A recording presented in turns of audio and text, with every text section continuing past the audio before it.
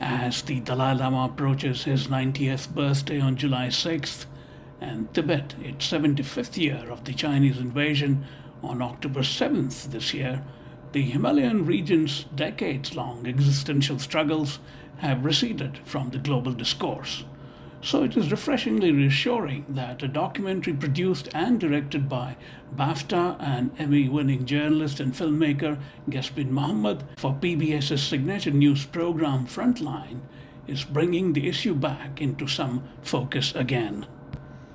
As a 15-year-old, the Dalai Lama saw China invade first on October 7th, 1950, and then 9 years later, on March 25th, 1959, Chinese government troops capture the capital, Lhasa.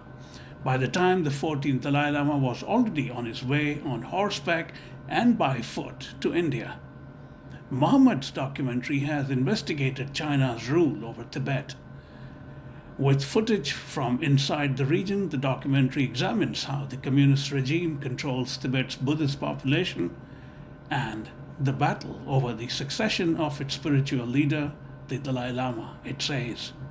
In 1997, when I was authorized by the Dalai Lama to write the first biography of its kind, published in nearly 25 languages worldwide, including here in the US by Doubleday, the Dalai Lama told me that he was not seeking independence from China, but a sort of self-rule which allows some 6 million Tibetans to preserve their unique culture, language, and traditions that are profoundly shaped by Buddhism. That position of the Dalai Lama has not changed since and was so even prior to 1997, and yet China has not yielded at all after 75 years.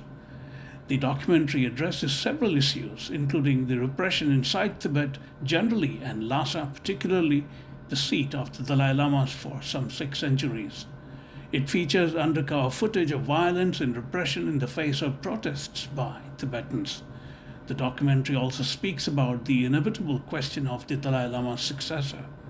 The institution of the Dalai Lama is at a crossroads, with him saying that he will decide who may succeed him after his death or whether the institution should even remain in place.